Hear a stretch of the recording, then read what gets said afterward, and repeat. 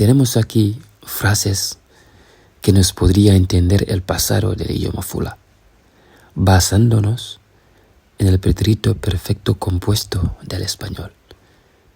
Si no has podido suscribir a este canal, te recomendaría que te suscribes, así que no perderás los próximos vídeos que haremos aquí. Pasamos a las frases a ver cómo se puede entender el pretérito perfecto compuesto también en el idioma Fula. He encontrado su amigo. Mi fortuna en Bari Mako. He encontrado su amigo. Mi fortuna en Bari Mako. He encontrado su amigo. Mi fortuna en Bari Mako. Han ido de vacaciones. Be yahuno foutere. Han ido de vacaciones. Be yahuno foutere. Han ido de vacaciones. Be yahuno foutere. Hoy he ido a la playa. Hande mi yahuno ka weyo. Hoy he ido a la playa. Hande mi yahuno ka weyo. Hoy he ido a la playa. Hande mi yahuno ka weyo. Ha comido arroz. O ñamuno maro. Ha comido arroz. O ñamuno maro. Ha comido arroz. O ñamuno maro. ¿Ha podido ir en Kampunu? O wawuno yahugol ka Kampunu? ¿Ha podido ir en Kampunu? O wawuno yahugol ka Kampunu? ¿Ha podido ir en Kampunu? O wawuno yahugol ka Kampunu? Ha entrado en la casa. O wawuno natugol ka galle. Ha entrado en la casa. O wawuno natugol ka galle. Ha entrado en la casa. O wawuno natugol ka galle. He mirado la televisión. Mindaruno televisión on. He mirado la televisión. Mindaruno tele on. He mirado la televisión. Mindaruno televisión on. Han jugado en el camino. Befijuno kalawol. Han jugado en el camino. Befijuno kalawol. Han jugado en el camino. Befijuno kalawol. Mi hermana ha llamado mi mamá. Miñan an debbo on nodduno nene an. Mi hermana ha llamado mi mamá. Miñan an debbo on nodduno nene an. Mi hermana ha llamado mi mamá. Miñan an debbo on nodduno nene an. He leído un libro sobre África. Mi janguno deftere fi África.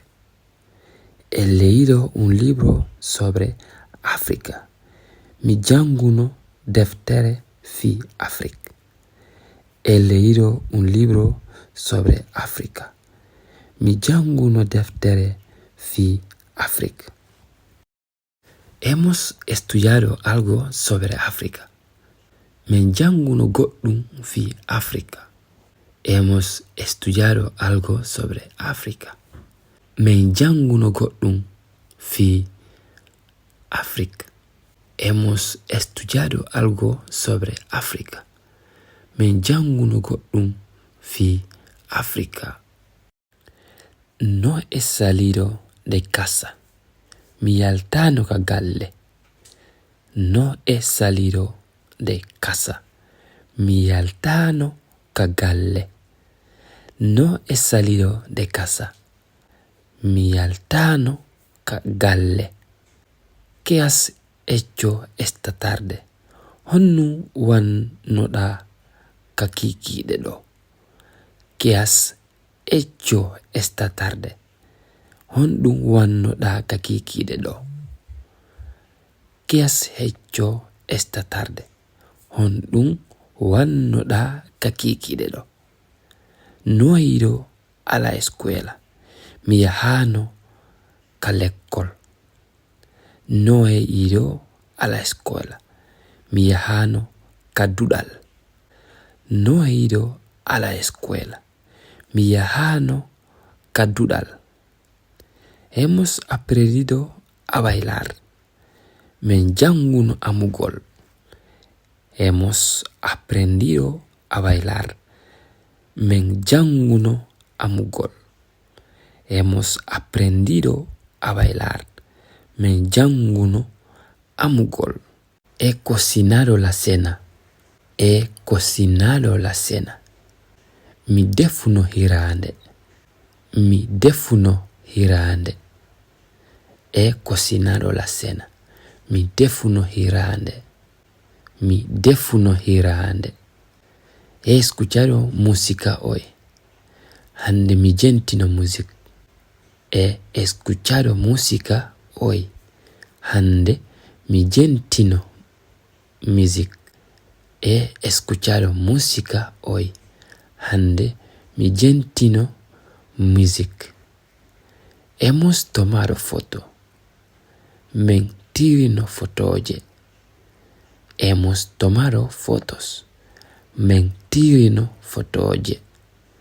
Hemos tomado fotos. Men tirino fotoje. Mi madre ha querido hacer la cena. Nene falano defugol hirande. Mi madre ha querido hacer la cena. Nene falano defugol hirande. Hemos ayudado a nuestro amigo a mudarse. Men wallu no mbaɗin amen sottugol. Hemos ayudado a nuestro amigo a mudarse. Men wallu no mbaɗin an sottugol. Hemos ayudado a nuestro amigo a mudarse. Men wallu no mbaɗin amen sottugol. Ha abierto su tienda. O uddutuno boutique makko on. Ha abierto su tienda. O uddutuno boutique makko on. Ha abierto su tienda. O uddutuno boutique makko on. He visitado a mi madre.